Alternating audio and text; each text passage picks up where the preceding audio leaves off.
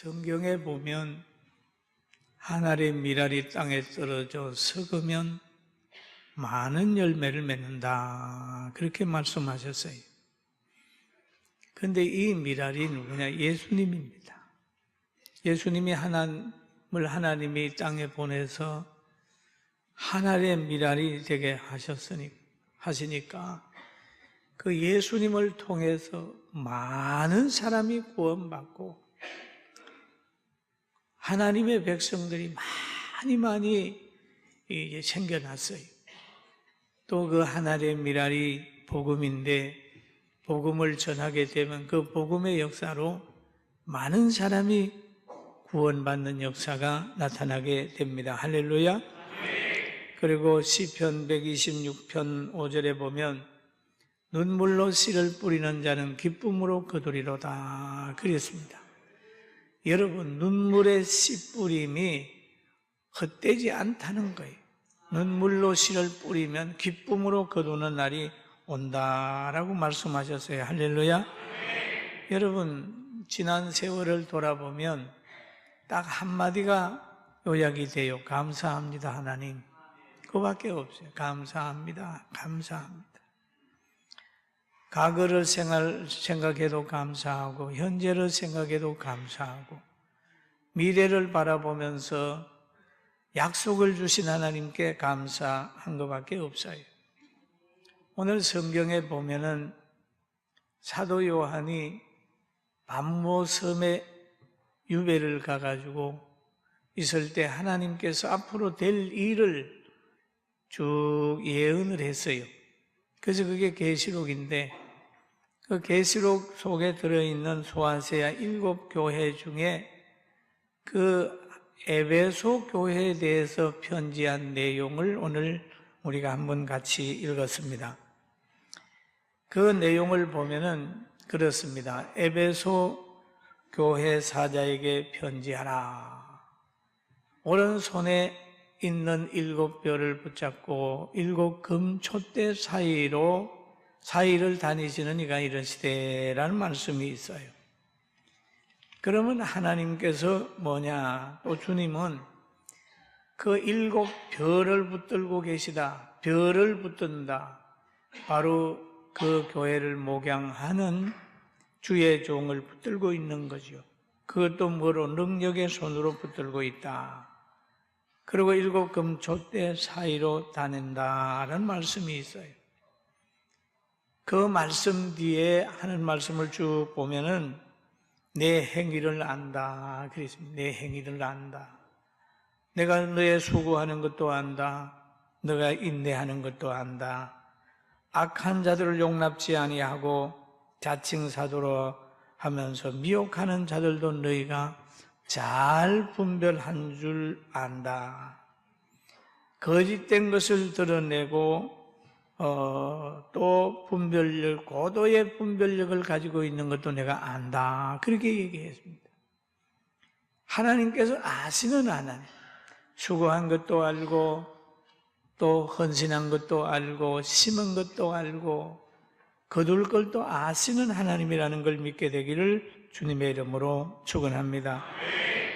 그런데 에베소 교회에다가 이제 한 가지 부탁을 하는 거예요. 알지만 한 가지 책망할 것이 있다, 그런 얘기를 합니다. 그런데 그 책망할 것은 뭐냐 하면 너를 책망할 것이 있나니 너의 처음 사랑을 버렸느니라. 처음 사랑을 버렸느니라. 여러분, 나라도 처음 사랑과 처음 열정을 버리면 그 나라는 국력이 약해져 버립니다. 건국했을 때에 그때의 그 열정을 지금까지 가지고 왔다고 하면 우리나라는 세계를 지배하는 나라가 됐을 겁니다. 그리고 가정도 마찬가지입니다. 처음 사랑을 가졌느냐 한번 돌아봐야 됩니다. 여러분, 처음 만나서 가정을 이룰 때는 그 잡은 손을 놓기 힘들고 놓지 않고 만나면 또 만나고 싶고 또 만나고 싶었는데 결혼한 후에는 여러분 어떻습니까? 과연 그 첫사랑이 유지되고 있나요? 아니면 없나요? 우리가 처음의 것을 잊어버리고 역사성을 잊어버리면 소중한 것이 침이 될 수가 있어요. 여러분, 건강한 가정은 어떤 가정입니까? 역사성이 있어야 됩니다. 만약에 그 역사를 잊어버리면 병들고 나이 많은 부모님이 침으로 여러분 등장을 합니다. 역사를 알면 어릴 때부터 진자리 마른 자리 갈아 누이며 손발이 닿도록 수고한 부모, 얼굴에 주름살, 구부러진 허리는 나를 위해 수고한 줄 알고 그 모습이 아름답게 보입니다. 왜? 역사를 알 때. 그러나 다른 걸 다 잊어버리고 모든 그 현실만 생각하게 되면 부모님이 침이 되는 거예요. 침이 돼요. 이 부모님이 침이 되고 또 신앙생활하는 게 침이 되고 나라 사랑하는 게 침이 됐다고 하면 첫사랑을 잃어버립니다. 여러분, 가정에도 역사성을 가지고 처음 사랑 회복하게 되길 주의 이름으로 축원합니다. 그런데 첫사랑이 왜 떨어졌느냐, 어디서 떨어졌느냐라고 얘기를 하죠. 계시록 5장 2장 5절에 보면은 한번 같이 볼까요? 그러므로 어디서 떨어졌는지 생각하고 회개하여 처음 행위를 가져라. 만일 그러하지 아니하고 회개하지 아니하면 내가 내게 내 촛대를 그 자리에서 옮기리라 라는 얘기를 하죠. 떨어졌다. 어디에서 떨어진 것을 생각하라. 어디에서 떨어졌습니까? 누구를 만나서 떨어졌습니까? 어떤 환경 속에서 떨어졌나요? 그런 말 있죠. 정 떨어졌다 그러죠. 언제 정이 떨어졌나요? 떨어지는 그런 사건이 있을 거예요. 응? 언제 그렇게 됐냐? 한번 생각해 보라. 그리고 회개하라. 그리고 회개하라. 잘못되게 된 이유를 생각하고 회개하라. 회개는 마음을 바꾸는 것이고 회개는 예수 그리스도의 보혈을 체험하는 것이고 또 어둠에서 빛으로 나가는 길이고 또 성령의 능력을 받는 길이 회개하라.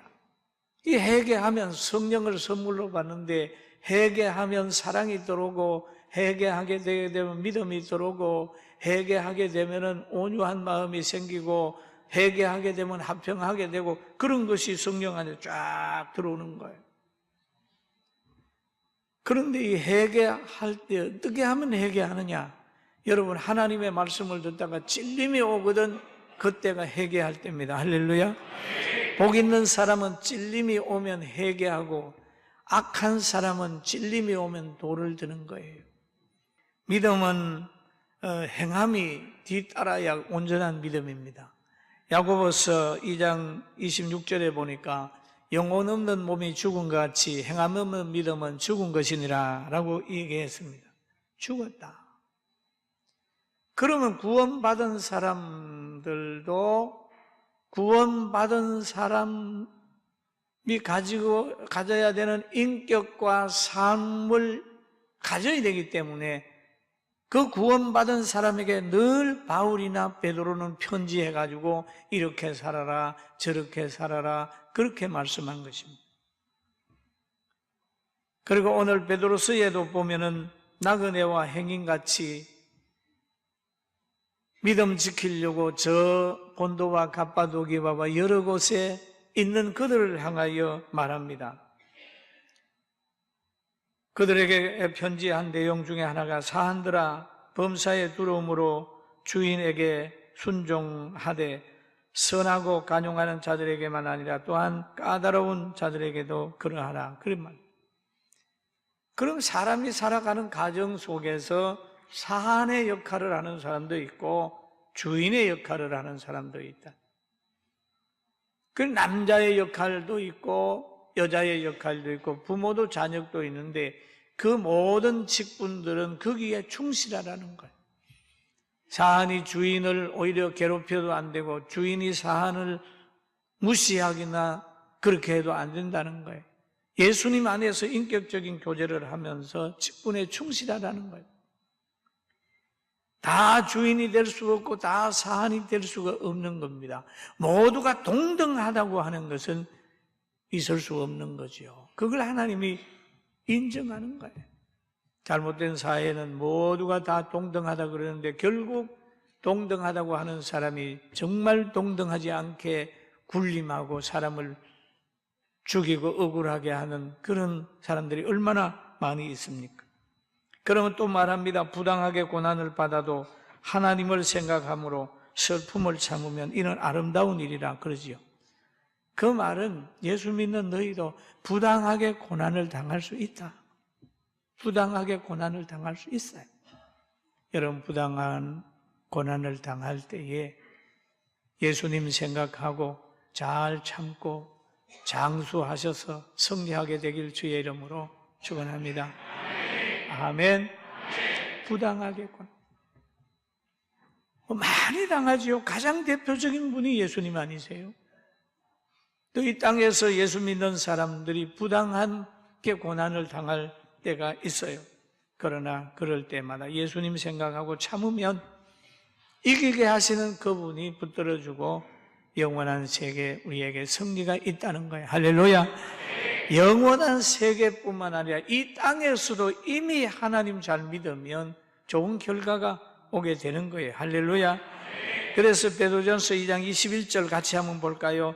이를 위하여 너희가 부르심을 받았으니 그리스도도 너희를 위하여 고난을 받으사 너희에게 본을 끼쳐 그 자취를 따라오게 하려 하셨느니라 그랬죠. 여러분, 예수님의 발자취를 따라가라. 예수님이 너희를 위하여 십자가를 지셨고 구원의 은혜를 입혔으니 또 고난의 본을 보였으니 십자가를 지고 따라가라.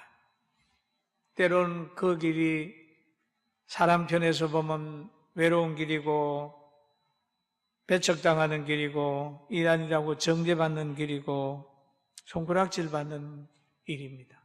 그러나 예수님이 그 길을 가셨어요. 그 거룩하고 신령한 예수님을 바라보면서 마태복음 9장 34절에 보면은 바리새인들은 그렇게 얘기를 합니다. 바리새인들은 이르되 그가 귀신의 왕을 의지하여 귀신을 쫓아낸다 하더라. 예수님을 얼마나 잘못되게 평가했습니까? 또 예수님을 잘 따라서 역사하는 바울 사도도 그 당시에 어떤 사람들이 평가하기를 사도행전 24장 5절에 보면 우리가 보니 이 사람은 전염병 같은 자라 천하에 흩어진 유대인을 다 소요하게 하는 자요 나사렛 이단의 우두머리라. 예수님을 그렇게 잘못 평가하는 것처럼 바울 사도도 그렇게 잘못 평가라. 그런 것처럼 오늘 역사 속에서 교회를 잘못 평가해서 그런 독재하는 나라에서는 교회를 문을 닫게 하고 예수 믿는 사람들을 불이익을 주는 거예요. 그렇더라도 우리는 좌절하지 아니하고 주님 바라보고 인내합니다. 그러는 거예요. 예수님도 여론 재판 당해가지고 그만 십자가에 달렸어요. 호산나 찬송을 했던 환영했던 그 무리가 잘못된 사람들에 의해서 그의 가치관이나 지식이 잘못돼 가지고 살인자를 놓아달라고 그러고 예수님을 십자가에 달게 해달라고 막 이렇게 했습니다. 우리가 이 땅에 살면서 부활의 신앙을 가지고 누구의 평가에도 좌우됨이 없이 꿋꿋하게 예수님 따라가게 되기를 주의 이름으로 축원합니다. 여러분, 예수님을 잘 따라가면 사람답게 살 수가 있어요. 하나님이 보시고 계시고 창조의 능력을 믿고 성경을 믿게 되면은요, 부모를 존중하고 존경하고 아내를 사랑하고 남편을 존중합니다. 그렇지만은 그렇지 않고 무신론자가 되어버리면 현실만 있는 거예요. 사람과 짐승의 차이가 뭐가 있을까요? 사람은 양보할 줄 알아요. 섬길 줄 알아요. 감사할 줄 알아요. 그런데 짐승은 그렇지 않습니다. 개 3마리를 키우는 집을 제가 한번 봤어요.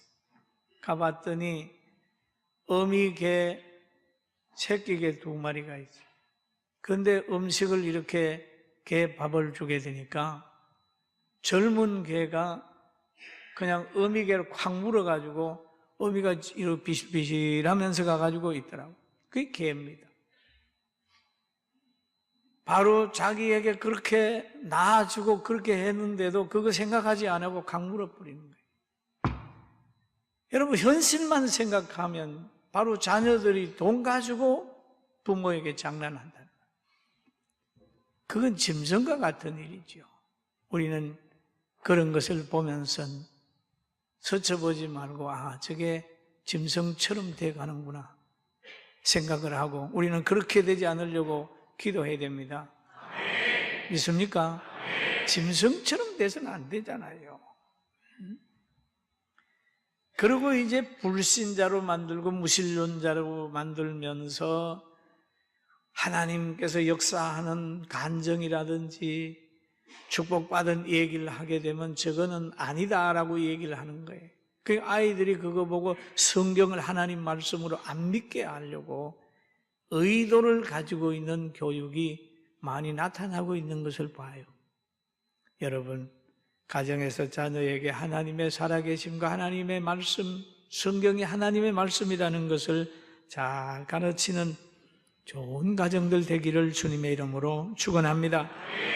그런데 또 여기에 보면은 구원과 누림은 누군가가 지불했기 때문에 가능하다. 그냥 구원받았다. 그냥 받은 거 아니에요. 예수님께서 우리의 죄를 대속했기 때문에 죄가 없어진 거예요. 할렐루야. 죄 용서함 받은 거예요. 베드로전서 2장 24절에 보니까 베드로가 그들에게 그런 얘기를 하는 거예요. 너희가 구원받은 것은 바로 예수님으로 인하여 이루어졌다는 걸 이 얘기를 하는 거예요. 한번 같이 읽어볼까요? 친히 나무에 달려 그 몸으로 우리의 죄를 담당하셨으니 이는 우리로 죄에 대하여 죽고 의에 대하여 살게 하려 함이라. 그가 채찍에 맞음으로 너희 나음을 얻었나니. 예수님이 친히 십자가에 달렸다.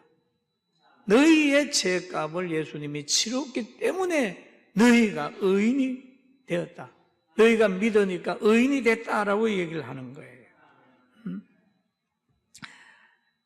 그 예수님 믿고 믿으면 바로 죄 문제가 해결되잖아요.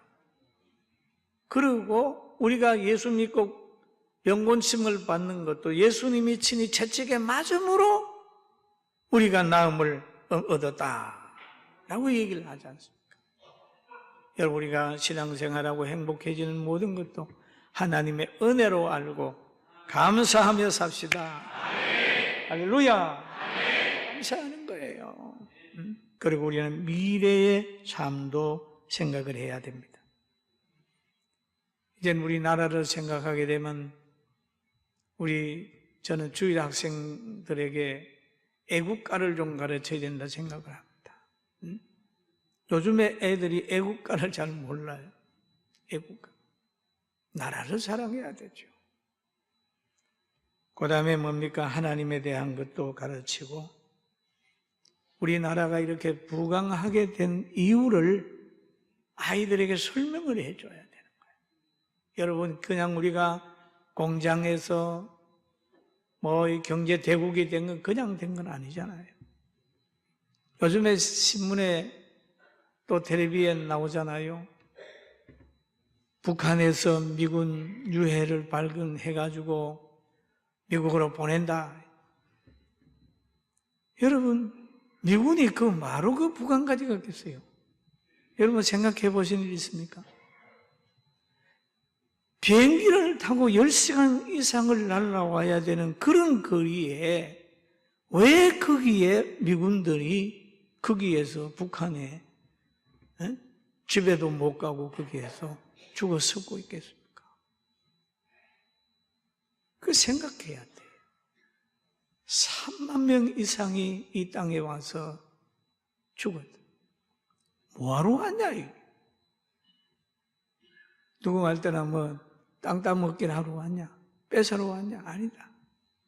그런 피 흘림이 6.25 때 우리 대한민국의 자유를 지켰다. 믿습니까? 그런 글을 아이들이 몰라요. 역사는 잘된 것도 가르쳐야 되지만 나쁜 것도 가르쳐가지고 하게.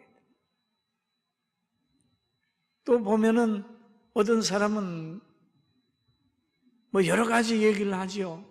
저는 이런 생각을 한번 했어요. 그러니까 월남에 상당히 많은 분들이 가가지고 거기에서 전투수당을 받았습니다. 저도 그 중에 한 사람이죠. 1년간 거기 있었으니까. 그런데 조금만 주고 나머지는 다 국가가 가져갔어요. 가서 경부고속도로도 놓고 공장도 세우고 경제발전에 썼다고 그럽니다. 저는 개인적으로 참 잘했다 그렇게 봐요. 요즘에는 우리 참전용사들이 수당 내놓으라고 막 이렇게 야단을 하고 있습니다만, 그러나 개인적으로 그거 다 거두어서 공장 짓고 이렇게 한 것이 때문에 오늘날 우리나라가 잘 살게 되는 거예요. 할렐루야. 근데 지금은 보면 돈이 있다고 해가지고 개인에게 막 주는 거예요. 뭐 무료 뭐 하고. 여러분 청년들은 나라에 충성할 수 있도록 헌신하게 만들어요. 군인이 밥 주고 옷 주는데 봉급 좀 조금 주면 어떻습니까? 응? 군인들에게는 욕먹을 일 같지만은 나라 위에 헌신해라. 그리고 거기에서 주는 거라든지 개인에게 나눠주는 거, 그거 좀 절제하고 공장 부도 나는 거, 공장 좀 조선소 부도 나면 그거 줘가지고 살려내고 세계 경쟁력 만들어가지고 잘 살게 직장 많이 가지게 하고 말이죠. 그래 세계도 돈 벌어가지고 북한 먹여 살리는 거예요. 할렐루야. 그런 경제를 좀 하고 또 뭐를 할까요? 원자력 발전소 부지런히 지어가지고 북한에 전기 좀 많이 보내서 공장 짓고 개발하게 하고, 그러면 좋을 것 같은데 안 그러더라니까요. 여러분 어떻습니까? 찬양대 어때요? 그러면 좋지 않겠어요?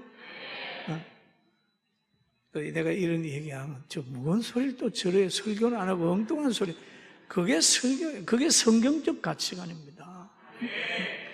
농부를 바라보면 농부에게 돈 주는 것보다 씨 주고 땅 주면 되는 거예요. 씨 주고 땅 줘야 미래가 있는 거지. 밥 해가지고 줘보세요. 먹고 나면 배고픈 건데. 이런 머리를 가지고 우리가 살아가야 돼요. 여러분은, 저는 우리 교인들을, 성도들을 대단히 사랑합니다. 왜 그런지 아세요? 여러분 40년 동안 예배당 3개나 짓죠. 성민은 해가지고 참 많은 거 했죠. 조금씩 해가지고 연보해가지고 그거 가지고 사회봉사하고 예배당 지은 거 우리 후손들이 다 누리고 여러분 다 누리고 있지 않습니까? 진정한 복지는 저는 일자리 주는 거고 최고의 복지사는 예수님이에요. 할렐루야. 병 고쳐주지요, 평안을 주지요, 사랑을 회복시켜 주지요, 가정을 회복시켜 주는 그 주님의 말씀이에요. 오늘 40년 참 금방 지났어요.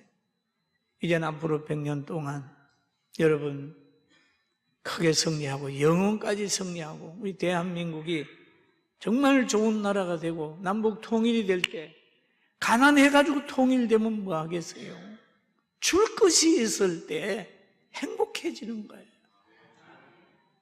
어린 아이가 부모에게 왔을 때 부모님이 그 아이에게 줄 것이 없으면 가슴 아픈 거예요. 줄 것이 있을 때 와야 그래 통일됐을 때 풍성하게 나누어 줄 수 있도록 우리는 경제 발전하고 공장 세우고 한 사람 모두가 헌신하고 작은 돈 받으면서도 열심히 일해서 우리 민족 살릴 수 있는 그런 지혜가 우리 모두에게 있고 그것이 우리의 기도 제목이 되기를 주의 이름으로 축원합니다.